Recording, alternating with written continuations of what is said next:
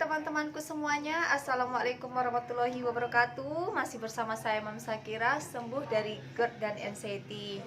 Oh ya, untuk teman-teman yang baru gabung di channel Sakira Prabowo, jangan lupa untuk dukung channel ini ya dengan cara tekan tombol subscribe dan tekan tombol lonceng juga agar kalian mendapatkan pemberitahuan apabila ada video terbaru yang saya update ya teman-teman ya.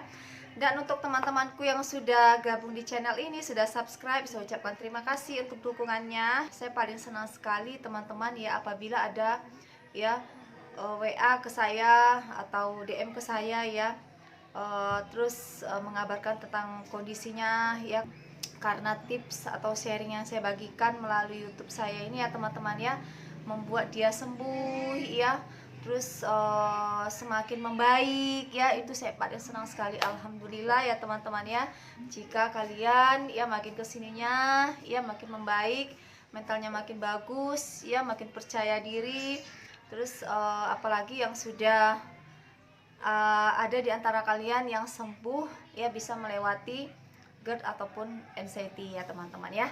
Jadi itu saya senang sekali teman-teman ya, itu kebahagiaan yang tidak terhingga ya teman-teman ya.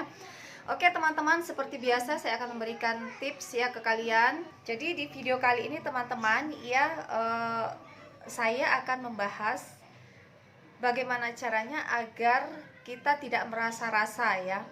Ada kadang-kadang kadang-kala kita kan merasa misalnya ya. Jadi anxiety ini sebenarnya serba salah teman-teman. Pada saat kita sudah merasa tenang, ya kan, misalnya 1 hari 2 hari, kok anxiety saya, perasaan saya 2 hari ini kok tidak merasakan kayak ketakutan, cemas ya. Jadi serba salah anxiety ini teman. Pada saat kita 2 hari tidak merasakan anxiety, ya kan, sensasi-sensasinya kita bingung, ya kan, masih menduga-duga yang buruk-buruk atau berprasangka buruk. Tapi pada saat kita setiap hari merasakan sensasi anxiety ya, kita juga tambah bingung. Jadi memang begitu anxiety, jadi serba salah. Jadi untuk kalian ya teman-temannya yang sering merasakan hal yang demikian ya, masih sering merasa rasa ya, jadi itu memang ya sebenarnya kuncinya adalah pengendalian diri ya, selalu berprasangka baik ya. Jadi otak kita ini selalu kita isi dengan sugesti-sugesti positif. Kita menggunakan hati, gimana caranya kita kuatkan ya iman kita ya. Oh ya, ini cuma sekedar sensasi. Kalian bisa melakukan ya, menggerakkan tubuh teman-teman. Karena dengan kita menggerakkan tubuh ya, itu menurut saya ya teman-teman ya, dengan kita menggerakkan tubuh itu bisa merubah ya perasaan kita teman-teman ya, mood kita ya. Jadi sensasi itu akan cepat lewat. Pernah nggak kalian misalnya merasakan kayak ketakutan, tiba-tiba takut ya kan, terus dari ujung kaki ini sudah mulai keringat dingin, tangan ya kan sudah mulai, badan ini kayaknya sudah pokoknya serba tidak enak ya. Pernah nggak kalian misalnya ya, kalian bawa tidur, kalian diamkan diri kalian, itu tambah terasa sensasinya. Saya yakin kalian pernah mengalami seperti itu teman-teman ya.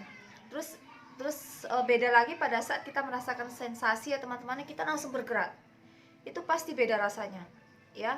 Jadi suhu badan kita akan kembali normal lagi teman-teman. Kalau kita merasakan sensasi ketakutan terus kita bawa gerak, itu beda. Selain itu teman-teman, agar kita tidak merasa rasa ya, berusahalah untuk cuek ya, masa bodoh. Coba kalian pikirkan lagi ya, pada saat kalian dulu sebelum ya diserang yang namanya anxiety. Dulu pada saat nggak makan, telat makan, terus perut kembung, terus rasa pengen muntah, terus pusing, sakit kepala, pilek, flu, batuk ya kan. Dulu yang kalian lakukan apa?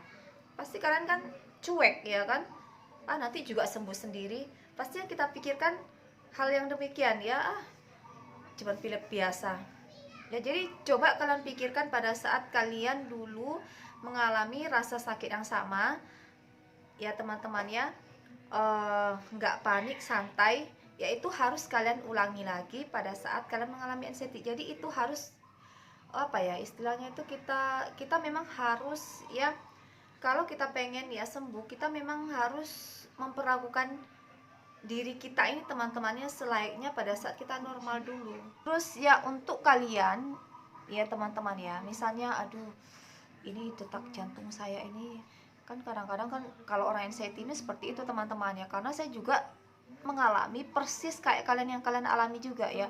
Kadang-kadang ya kan lagi sendiri, misalnya lagi sendiri, terus lagi nonton TV lah, lagi kerja, tiba-tiba detak jantung ini kencang, terus kita sibuk megang, aduh ini normal nggak ya, aduh jantung saya ini normal nggak ya detak jantungnya ini ya, terus nadi saya ini gimana ya, ini kok kayak lain ya.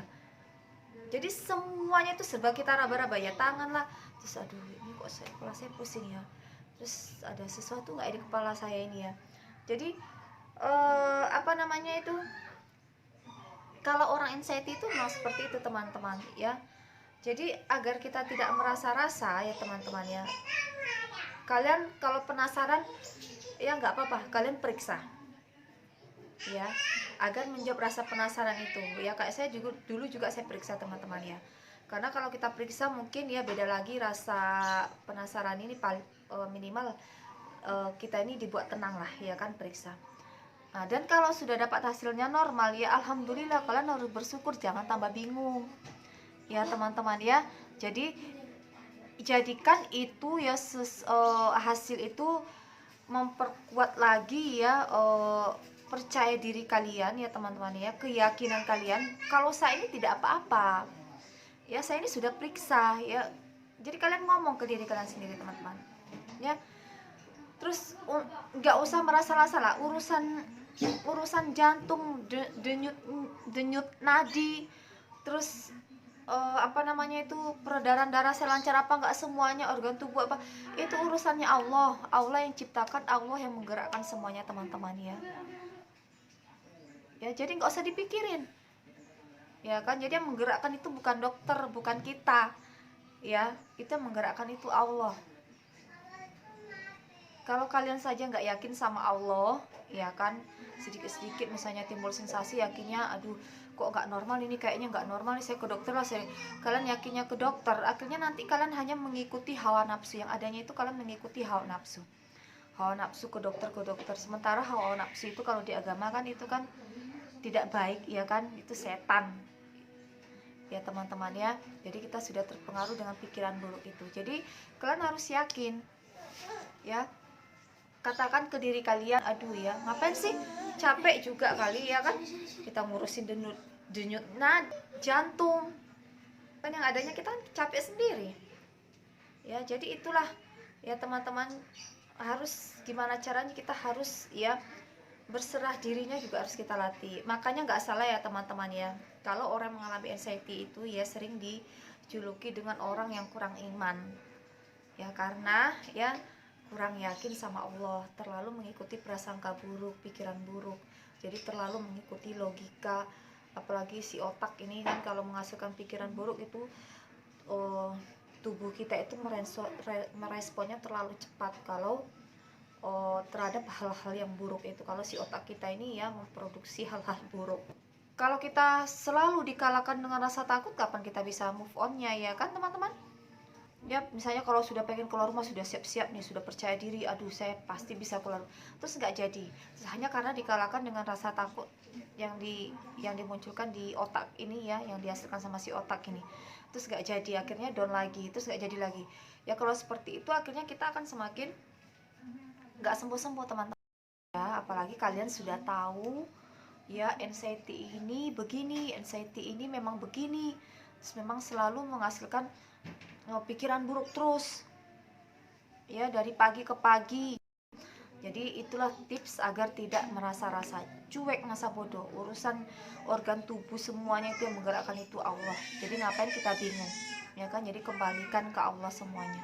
Allah yang maha menyembuhkan, minta ke Allah semuanya ya. Mengeluhlah ke Allah ya, nangis, pengen nangis, nangislah ke Allah sambil berdoa. Untuk teman-temanku semuanya, semoga tips yang saya sampaikan ini bisa membuat kalian lebih tenang ya, bahwasanya semuanya itu ya teman-teman bisa sembuh ya. Oke, untuk teman-temanku semuanya, semoga tips yang saya bagikan ke kalian ini membantu ya. Dan kalau kalian suka, boleh di like dan share juga ya teman-teman ya, ke teman-teman kalian yang lainnya melalui medsos kalian ya, agar kita bisa juga membantu ya orang-orang di luar sana yang belum tahu ya tips-tips yang saya bagikan ini ya. Oke teman-temanku, sekian dulu. Jangan lupa juga di komen ya kalau ada masukan ya teman-teman ya. Dan sampai jumpa di video saya selanjutnya. Assalamualaikum warahmatullahi wabarakatuh.